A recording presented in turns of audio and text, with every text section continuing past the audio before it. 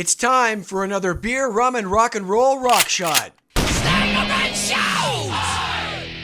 This time, Jon Garner and I will be reviewing the Ronnie James Dio documentary, Dreamers Never Die. It's the first career-spanning documentary on the heavy metal vocalist to be authorized by the artist's estate. It includes scenes with peers, family, and friends, and never-before-seen footage and personal photos. But before Jon and I give our thoughts, let's take a look at the trailer. When you're a kid, you're looking for a voice that says, this is my generation. And then all of a sudden, here comes Ronnie James Dio. This is rock and roll that is going to change your life. Taking over for Ozzy. Can you imagine? He was the real deal. Ronnie's story traverses the whole history of rock music. A lot of people think of Ronnie as being the guy that did this and singing metal, but there's another side. Johnny G, how are you, man? What up, Dick Milk? How we doing? I'm doing all right. Now, you know me, every t-shirt has a tie into the show somehow. I don't have a Dio shirt per se. I've got Sabbath shirts, but they're Aussie Sabbath shirts. So I'm like, what am I going to do? Well, look what I had in the collection, Jon. Heavy metal, which has Mob Rules on the soundtrack. There's my weasel out. So I still did it. What are you rocking? Okay, I got a special one here. This is I don't know if you can quite see that, but it's Sonic surfboarding. Yeah. And what it says is waterboarding in Guantanamo Bay. Sounds like fun unless you know what either of those things are. And I got to give a shout out to my buddy Nate Poliquin for finding that, sending me the picture, and I'm like, where the fuck do I find that? He sent me a link, so I ordered it. It's great. That's perfect, dude. So let's do the Happy New Year thing. I still think we could weasel that in. Sure. Yeah. Cheers. What are you rocking there, pal? I've got a very highbrow beer here called Lucky Lager, which if you're a real movie geek, the movie California with Brad Pitt, that character he played early, he was rocking Lucky Lager. So ever since I saw that movie, I dabbled in the Lucky Lager once in a while. I got a Wicked Weed Brewing Pernicious India Pale Ale. So if I start slurring towards the end, that's why. Okay, man, before we start a review, I just want to give a shout out to the directors of this thing. So it's these two cats. One's named Don Argott and Damien Fenton. And they did a couple other music docs. One's called Last Days Here. It came out in 2011 about this band called Pentagram. And I did see that one. And it's really good. It's kind of depressing. It's about the singer hooked on heroin, blah, blah, blah. And they did another one in 2018 called Believer. It's about the frontman for Imagine Dragons. So as you can imagine, no pun intended, I have not seen that. And I probably will not see that. Same here. So that's who these guys are. Cool. I was a bit surprised, though, Jon, that Sam Dunn and Scott McFadden from Banger Films didn't do this because Ronnie was in, Headbanger's Journey. That's right. So I thought, well, there's a connection there. I thought maybe they'd go with these dudes, but they didn't, and that's cool. You got to mix it up. So here's how I roll. I watched it once through, like a normal person would. Yeah. Just watched it, kicked back, had a beer, and watched it. And then I watched it a second time, and then I stop and make little notes. Just shit that pops into my head randomly. So I'm going to be all over the fucking shop, as they say. So let's just do a back and forth and just see how this goes, man. So I'll just throw it to you and say, what did you think of Dreamers Never Die? Thrilled that something was being done on him. I know we're both real fans. It was Wendy Dio heavy for me. I get it, but it just that back half, it just seemed a little bit too much. And then I also think that at the end of the day, without her, this thing doesn't get made. She did bring some pieces to it with obviously from that spell from when she became his manager. The whole almost the sort of the Sharon Osbourne Ozzy relationship. I thought it was great. Some really interesting stuff that I had no idea about, of course, like his early years. You know me, massive Deep Purple and Rainbow fan, so the fact that was pretty heavy was cool with me. Yeah, just to back up on something you said there about the early days. Yeah, like, hey, we're both rock geeks. We all know that. And a lot of the time you watch these things and you don't really learn much. Not saying I know everything, I don't, but a lot of the time it's like, okay, I knew all that. It still can be good. This, though, I learned a lot. Like that early day stuff, I didn't know any of that stuff. Right. He's all clean cut in a suit, singing doo-wop stuff or whatever he's doing, R&B stuff. I didn't know any of that. And the trumpet. Right? And the trumpet, exactly. Totally, right? But you could hear his voice, though, didn't you think? Like, even in that early stuff, it's like, if you close your eyes for a second, it's like, yeah, there it is. There's that sound. Oh, totally. Absolutely, yeah. This leads me to another point. For these documentaries to be good, which this one is, you need that archival footage that nobody's seen, and you need these old photos. Yeah. And there's tons of that, and that's really compelling to look at, to see him that young. Like, he started so young, right? And that's really cool, to see that. They got all the key interviews, except Richie Blackmore, of course. You knew he wasn't going to be in it. There's no way. Some snippets, though. I mean, he quasi appeared. Right? Sure, but nothing new, though. I mean, no. Right? So yeah, you're right. It's Wendy Dio heavy. She's obviously in it. You got Jack Black. You got all the Sabbath guys, which is great. You got Lita Ford, Glenn Hughes, Roger Glover, Eddie Trunk, Rudy Sarzo, Sebastian Bach, Rob Halford. I mean, they're all in there singing the praises of this guy. And you also need that. You have to have that, and that's cool. Yeah, back to that voices like a trumpet thing. Like, he almost, again, I didn't know this, almost went the Engelbert Humperdinck Tom Jones route. Right. Like, what? Can you imagine? What?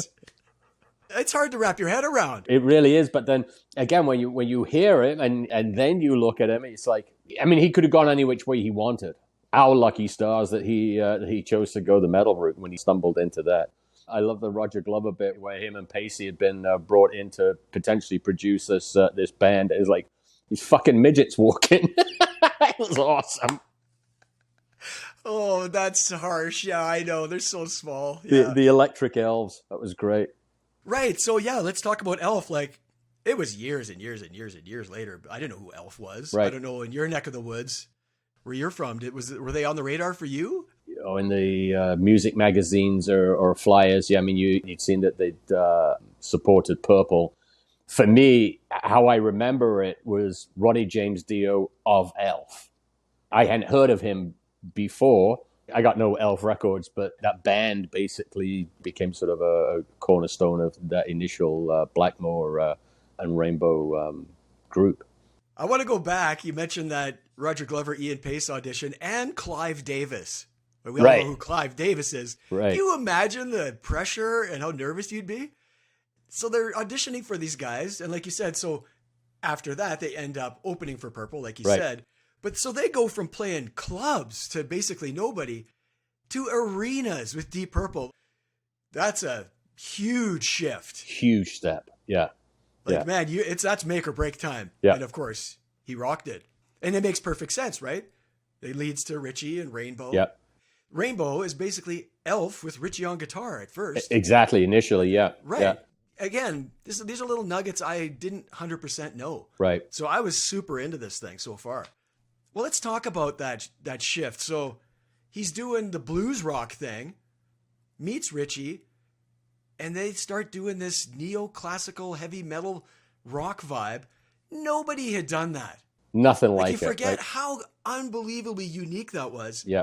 And lyric-wise as well. Ronnie's writing these lyrics. They were blues lyrics. Right. These were fantasy. Nobody'd really done that either. Maybe comment a bit on that. Yeah, I mean, especially when you go from, Man on the Silver Mountain is sort of that leap off. For me, they really hit their stride, obviously, with Rainbow Rising. Ridiculous Stargazer. If you've never listened to it, get a copy of Rainbow on Stage. I mean, that takes it to another level. For me, that's Blackmore just absolutely killing it. And that whole band with Jimmy Bain and Cozy Powell, Tony Carey, I think, on keyboards at the time. It was a perfect match for me with Dio's lyrics, but with the power of his voice, because he could carry that. Yeah, it was a great fit for sure. And it's crazy to me that Rainbow didn't really crack North America. Like, in England, you were all over that as a young man, I'm sure. I was not. I was way late to that one, man. I was at my Castle Records in Loughborough, where I went to school. I was there the day that the Long Live Rock and Roll album got delivered. I was waiting for them to unpack it. They dropped it in there. It was in my bag and gone. Do you think part of it is, I'm just trying to think of what was popular back then. It wasn't, it was more like chicks and cars and partying. It wasn't like rainbows and wizards and shit. Like maybe that was part of the problem. Like they had a hard time relating to that. It is very hard to say. I mean, are they getting the airplay? And that was an interesting piece for me, is when they were talking about Richie really wanting that hit. That bugged him that they hadn't broken into the States. And if you're not going to get airplay, they're not going to sell records. If you're not selling records, why are we going to tour? So another thing on Rainbow, how crazy is it, dude, that he got no royalties when he co-wrote a lot of those great songs? Nothing. What is that? Blackboard at his finest, I guess. Oh, how do you do that to the guy, man? It's crazy. Yeah, but I mean, that's the naivety of the situation, where too is if you don't have that manager really in your corner saying, whoa, no, we're not doing that. Clearly in that business, you need that person. Just flashing ahead now. Yeah, a couple albums with Rainbow. Then that moves on. He meets Tony Iommi at the Rainbow Bar and Grill, which I've been many times.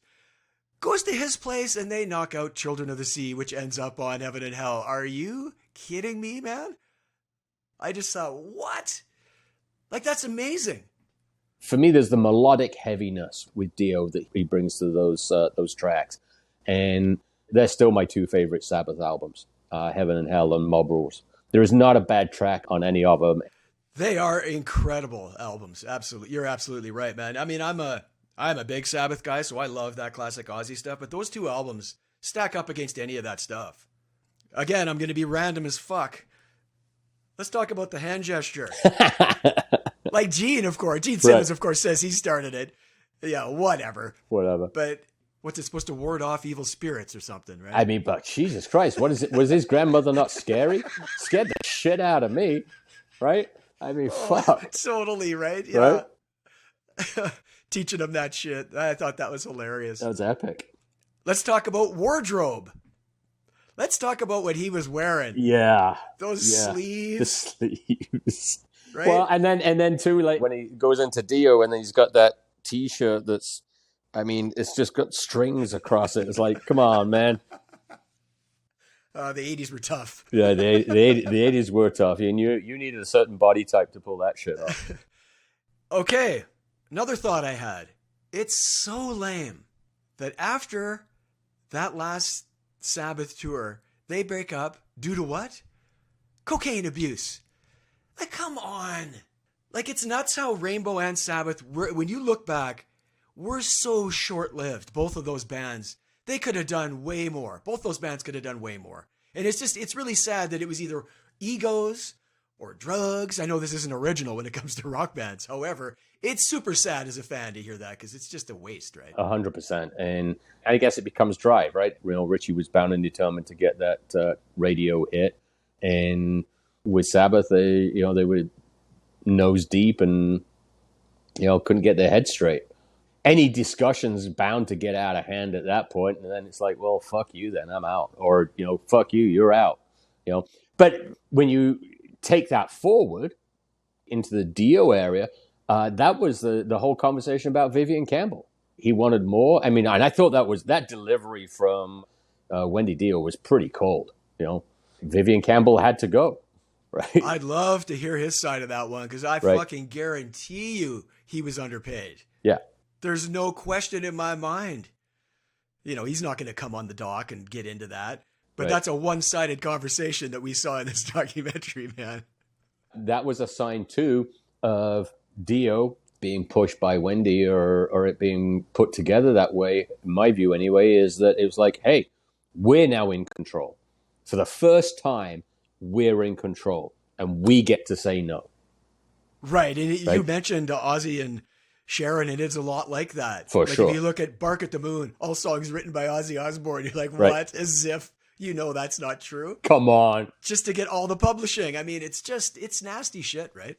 On a lighter note, that I fucking howled when Vinny Appice was playing those old cassettes he had in that fucking box. Yeah. He digs it out. There's a version of Rainbow in the Dark without keyboards that they play, keyboards. right? Yeah. And I thought, that's how it should have been released. I fucking hate those keyboards, 100%. John. Oh, I hate them you. so much. They're way too hot in the mix. It ruins that song for me. For sure it does. It's awful. Yeah. If that exists somewhere, Maybe it does. Maybe I got to dig deeper. Without those keyboards, now you got a song. Now you got a song. It's terrible. Yeah. But that was the 80s again, right? Yeah. Heavy on the keyboards and pop radio, whatever. But I hate it. The highlight for me, though, just because he's obviously a super fan, is Jack Black. He takes this doc from being purely for geeks like us. He'll bring normal people in. He's got such a wide fan base. I mean, I remember watching that Tenacious D, just that opening piece. There's Meatloaf in there, and oh my God, they're using Ronnie Dio. This is epic. The Pick of Destiny. The Pick of Destiny, right? That whole section of the doc was awesome. It was so good. It was like so good. I was really thinking about you when they started talking about the mic. I'd be like, oh my God, Randy's going to be all over this piece. It's like, yeah, this is why I bring my mic. Totally. Well, maybe tell everybody what you're talking about so they know what you're talking about. So, yeah, they're doing the piece for the Pick of Destiny where Ronnie gets to sing. They've got him all set up, and he turns up with his own mic. And they're like, we've got this state-of-the-art Sennheiser 5000. That's right. No problem. You know, so he starts off as like, oh, whoa, this is too hot. This is too much. Can you bring the levels down? We got the level as low as they can go. It's like, oh, hang on a second. Hang on a second there, Ronnie. Just got to change the mic out. So they change it out to the Duckworth 4000. Same deal. It's like, this isn't really working. Do you want to use my mic? So it's like, I guess. So they plug this old vintage thing in, and it's like, perfect. You know what it is? Perfect. It's the mic of destiny. It's the mic of destiny. Oh yeah, Ronnie's blowing these mics up. Like, it was just hilarious, dude. That was great. That was great. Okay, not to be an asshole, but I got to go there because that's just how I roll, buddy. That's how you roll. You are an asshole. What has Wendy Dio done to her face? Woo. She needs to sue her Botoxologist. Because, man, she was hot. Like, they show the old footage, and she looks like a completely different person. Yeah. Pumps the brakes on the plastic surgery or whatever you're doing. Well, it's too late. Too late now. Like, I'm just like, it made my eyes water.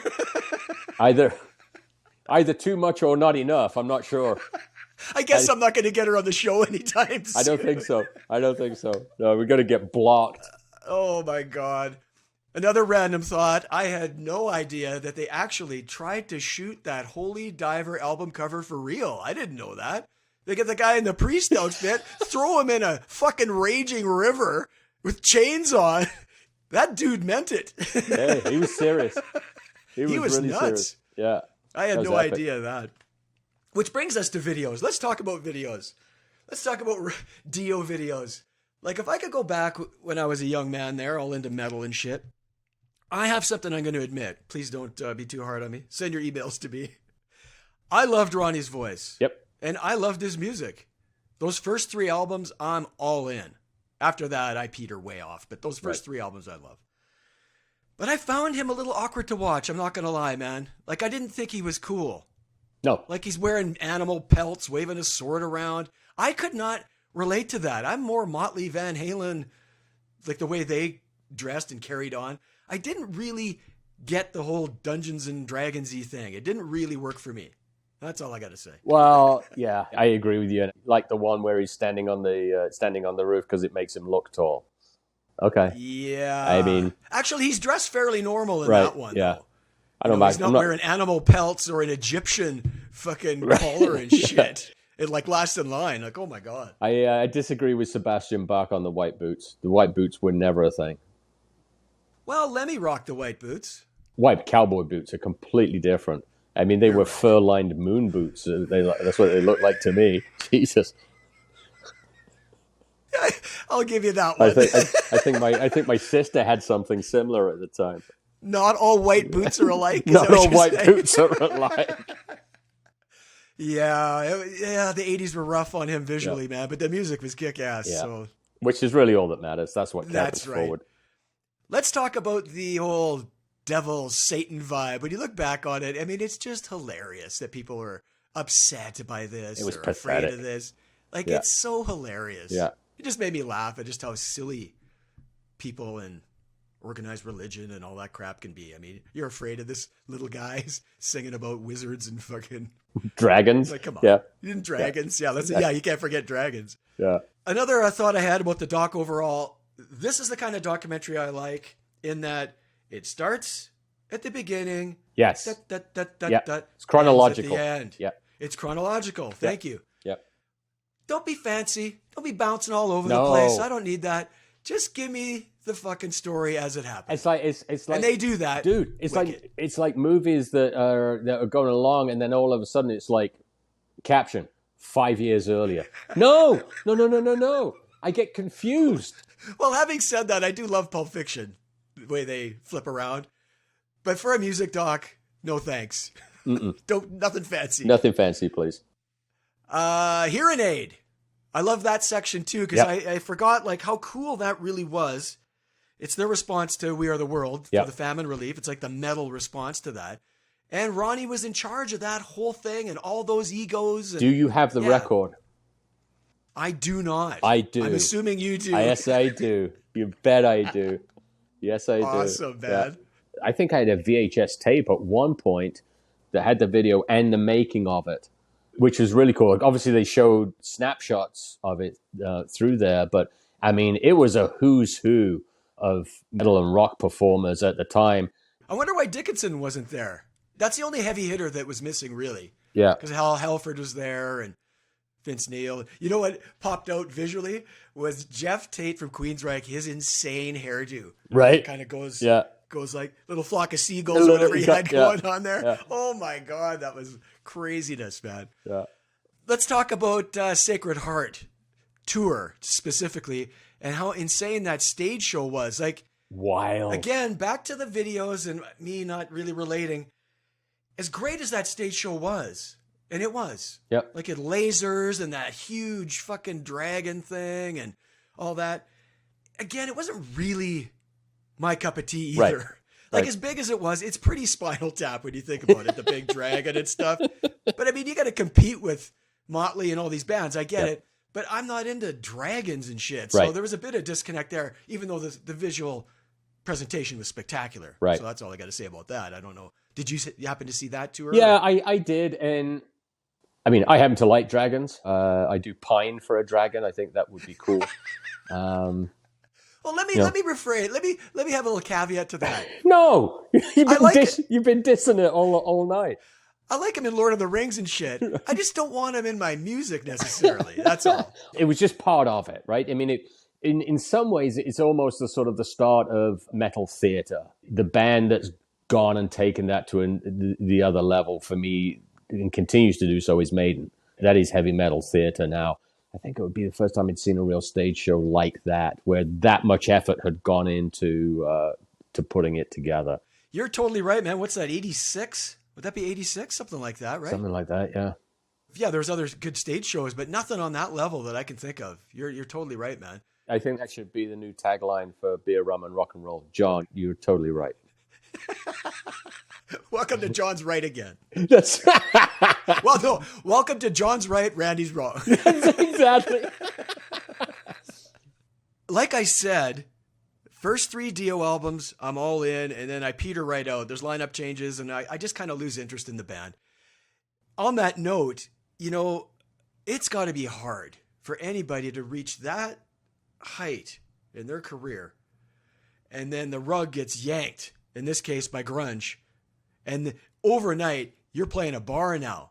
And at the same time, you got to stay positive, you got to stay motivated. That would be a bitch, man. And the quote from the movie that really stood out for me, he said, "Through the hard times, do what you love to do." He kept doing that, and then everything came around, as we know. But man, that's got to be hard. It was heartbreaking to watch that footage. Oh, for sure. I go back and forth a little bit with Eddie Trunk, but his description of basically as a DJ, the management coming in that day and saying, "You're playing this, and all this shit's gone." Yeah, but that's what I play. Yeah, well, not anymore. So the radio, MTV, or what have you, is that they then become very conscious at a push, and there's only so much space, so stuff's got to go. And like I said, so he weathers that storm, comes back, forms Heaven and Hell, which is basically Sabbath again under a different name. Yep. I saw that tour, and it was awesome. incredible. It was fantastic. Definitely feel like something was taken away because they were going to get back and do another album. You know, from a very selfish standpoint, that would have been awesome.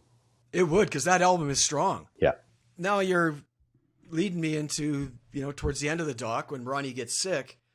And my thought was on this, what's with these fucking guys who won't go to the doctor? I don't understand this.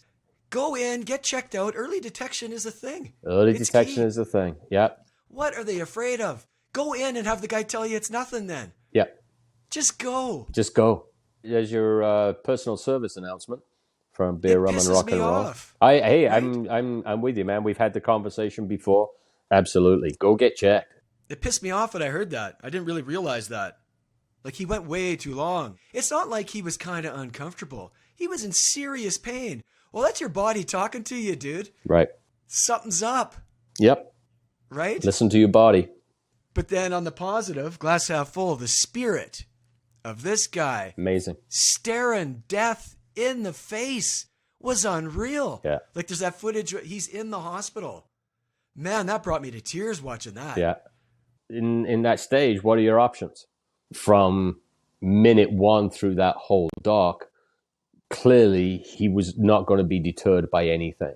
Even if in his heart he knew he was dying, he was going to fight it till he couldn't. Actually, one other thing I want to mention is I found this just hard to believe and just incredible how he would meet fans. Not only would he remember their fucking names, he remembered what the conversation was. Even if you wanted to do that, how do you do that? You're meeting fans like after every concert and Right. you're remembering that shit. Yeah. It's unbelievable. Yeah. Geezer's lies like, come on, Ron, we got to get on the bus. Wrap it up. Yeah, come on. Yeah, I mean, the guy seemed to have a heart of gold, right? Yeah. And Yeah, for everybody sure. loved this guy. That's my takeaway is how loved this guy was. That's why all these guys are in the doc and they're all just singing his praises. Yeah. I highly recommend this documentary. It's a great tribute to the guy. He's a bit overlooked in the rock metal world, even, for the casual fan, not for guys like us. He's not. Like you said, he deserved it. It's well done. And I recommend it to people, even if you're not into metal. It's just a great story, right? And it's interesting. You just took the words out of my mouth. It's a great story. It's a story of drive. It's a story of finding your passion, sticking with it, never saying quit until eventually a greater force says, no, you're done. Okay, man, I want to close with this. Rolling Stone's list of the 200 greatest singers of all time. Here's what I like about this. It sparks debate, right? I mean, that's what these lists are supposed to do. Because at the end of the day, they're meaningless. They really are. Completely. But it's fun to discuss it, right? I mean, Yeah. I like to discuss this shit. So I went through the list, and the ones that jumped out at me, in the rock metal world, Right. were as follows. So Glenn Danzig was 199. He just squeaked in. He got in there. Good for Glenn. And I'm a fan. Ronnie was 165, and we'll talk more about that in a second. Axl Rose 134, Rob Halford 129. I'm going down, obviously. Ozzy was 112, Roger Daltrey 109, Eddie Vedder 105, Elton John 100, Steve Perry. Now we're getting to singers, right? Steve Perry 82, Chris Cornell 80, no problem with that. Springsteen 77. Like, I love Bruce, I really do, but Not a singer. no, it's more of a vibe. But Yeah. I guess it's how you qualify it, of course. Sure. Robert Plant 63, Jagger 52, Kurt Cobain 36. Are you for real? Ronnie James Dio 165, Kurt Cobain 36. Give me a break. Elvis 17, sure. Freddie Mercury 14. He should be higher. And number one, of course, you get in the top 10. It's a lot of R&B Right. stuff, which is great. Like Aretha Franklin's number one, no problem. Yeah. And I really smiled because online, what brought me to this article was Celine Dion's not in the top 200, and I just fucking howled. No Celine Dion. Wah, wah. Glenn Danzig above Celine Dion. Okay, so no Dickinson. Come on. Dude, come on. I know. So D. Snyder, being D. Snyder, Yeah. he never says what's on his mind. Not at all. He hops on Twitter, and he's replying to a fan who tweeted, that Ronnie James Dio is the second greatest frontman in rock, followed by Freddie Mercury at number 1. That was his opinion, right? So he says, you're confusing singing with performing. There's a huge difference between a frontman and a great singer. Ronnie's one of the greatest singers of all time. But as a frontman, he pretty much just stood on stage and sang. Freddie was an amazing singer and frontman. I toured with Ronnie. He's one of my vocal heroes, but my frontmen are all over the stage and interact with the crowd, like David Lee Roth, Paul Stanley, Mick Jagger, Bruce Dickinson, Axl Rose, and the list goes on. And love him or hate him, Kid Rock is one of the best I've ever seen. Facts are facts. The guy's killer in concert, period. And I'm really critical. Also agree with that. Kid Rock's a fucking idiot, but I've seen him live twice, and it's fucking off the chain. I'm a huge Plant fan vocally, but he showed me nothing as a performer. He looked amazing. He's got great hair. Stood on stage with one hand in the air and sang his ass off. Not a frontman in my opinion. And FYI, many great frontmen, the guys he likes, are not great singers. Okay? Here's the last quote. I knew this would upset people. I'm not saying Dio and Plant don't have stage presence. They do. They have it in spades, but they're not great performers. I agree 100% with everything he said. When Bo and I did top 10 metal frontmen, I said that exact thing. I go, my qualifications, I like a guy who runs around and sings. That's just me. So the guys who didn't do that were lower. So Ronnie on mine, spoiler alert, was number 5. To you, what are your thoughts on this?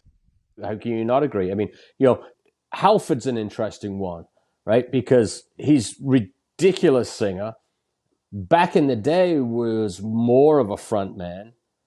But now maybe it's just age and stuff like that. But also the clothes he wears, I don't think he can hardly fucking move in that coat or the boots. I think in the pure heavy metal world, there's Bruce Dickinson, and then you've got to filter through the rest. No, nobody does what he does. So Bruce is your number 1? Oh, as a front man, not even close. My number 1 was Ozzy, because I think he's got a great voice and he entertains. Number 2 was Rob Halford, because his voice is so insane. I don't care if he stands there like a statue, because his voice is just too crazy. But I had Dickinson at 3.